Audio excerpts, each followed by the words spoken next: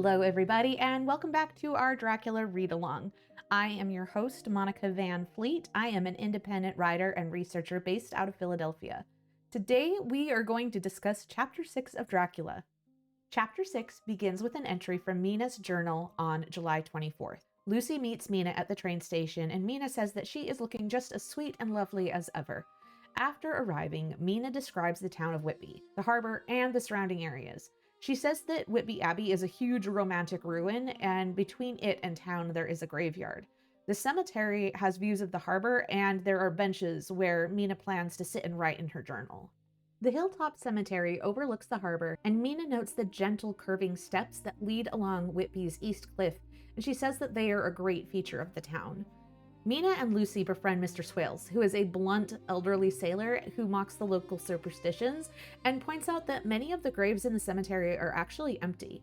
He asks them to read the inscription of a tomb, and on page 73 of the Norton Critical Edition, we read this inscription, which says, "Sacred to the memory of George Cannon, who died in the hope of a glorious resurrection on July 29th, 1873, falling from the rocks at Kettleness." Mr. Swales then tells the true story that George Cannon was a suicide. Mina says she didn't know what to say, but Lucy turns the conversation on page 74 of the Norton Critical Edition by asking Mr. Swales, "Oh, why did you tell us of this? It is my favorite seat, and I cannot leave it. And now I find I must go on sitting over the grave of a suicide." Later the same day, Mina ends this journal entry by saying that she came up to the Hilltop Cemetery alone because she was feeling really sad. She says that there's no letter for her and that she hasn't heard anything from Jonathan in over a month and that she's starting to worry that something is wrong. She says she wonders where Jonathan is and if he is thinking of her and that she wishes that he were here. Our story continues with an entry from Dr. Seward's journal kept in phonograph. On June 5th, Dr. Seward says that Renfield is getting more and more interesting. He says that Renfield is selfish and secretive, but that he seems to have a sense of purpose. Dr. Seward says he hasn't determined yet what that purpose is, but Renfield's current hobby is catching flies. On June 18th, Dr. Seward notes that Renfield's obsession has now progressed to spiders, to whom he seems to be feeding the flies.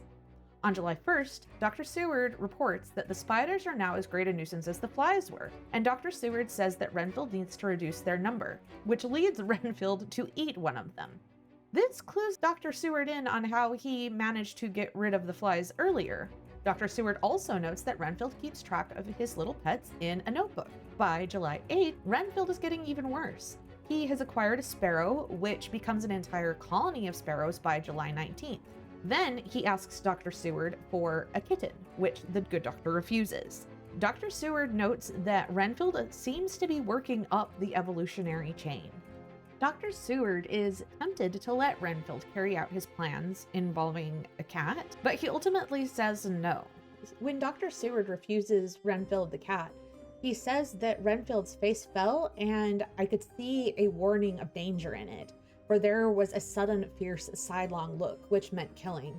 The man is an underdeveloped homicidal maniac. I shall test him with his present craving and see how it will work out. Then I shall know more. When Dr. Seward visits Renfield again that evening, he says that he finds Renfield in a corner brooding, and that when he comes in, Renfield throws himself upon his knees before Dr. Seward and implores him to have a cat, that his salvation depends on it. The next morning, Dr. Seward visits Renfield early before the attendant goes on rounds, and he finds Renfield humming to himself, catching flies again. By 11 a.m., Renfield is ill, vomiting feathers, and the attendant says that he believes that Renfield took one of his birds and ate it raw. That night, Dr. Seward gives Renfield drugs to make him sleepy. Renfield seems to be consuming ever more complex life in an attempt to extend his own life. Dr. Seward notes that he is still hung up on Lucy, and he needs a purpose in his work to keep him busy because work is man's salvation. Dr. Seward even considers vivisection, a controversial procedure that involves operating on live subjects for the purpose of scientific investigation. Chapter 6 ends with another entry in Mina's journal. Mina grows more and more deeply concerned as the time passes without word from Jonathan. She's also alarmed by Lucy's worsening sleepwalking habits, and she has to lock the door to their room at night in an attempt to keep Lucy from wandering. At the end of the chapter, Mina meets up with Mr. Swales again on a gray day. Mr. Swales apologizes for being morbid and talking about death. He says that old people joke about death all the time as a way to cope with their own rapidly approaching demise. Mr. Swales says that he is almost 100 and 100 years is too much to expect for anyone. Mr. Swales says his own death can't be far off, and he says that he senses something like death in the wind.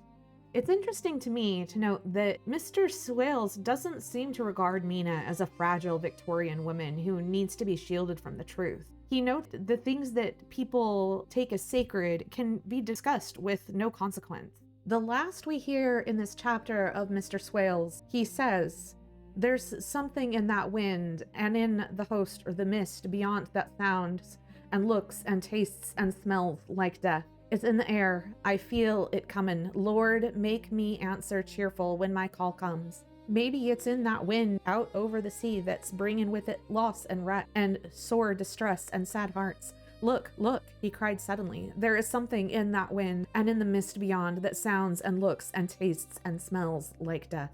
It's in the air. I feel it coming. Lord, make me answer cheerful when my call comes." He held up his arms devoutly and raised his hat. His mouth moved as though he were praying. After a few minutes' silence, he got up, shook hands with me, and blessed me, and said goodbye and hobbled off. It all touched me and upset me very much. After this, the Coast Guard comes along with his spyglass under his arm. He stops to talk to Mina, as he always does, but all the time, Mina says that he's looking out into the harbor at a strange ship. The Coast Guard says, "I can't make her out. She's Russian by the look of her, but she's knocking about in the queerest way. She doesn't know her mind a bit. She seems to see the storm coming, but can't decide whether to run up north in the open or to put in here. Look there again. She is steering mighty strangely, for she doesn't mind the hand on the wheel, changes about with every puff of wind. We'll hear more of her before this time tomorrow."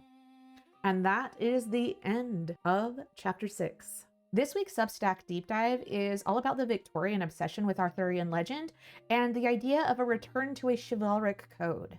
In chapter 7, we get to learn a whole lot more about this mysterious Russian shipwreck of the Demeter.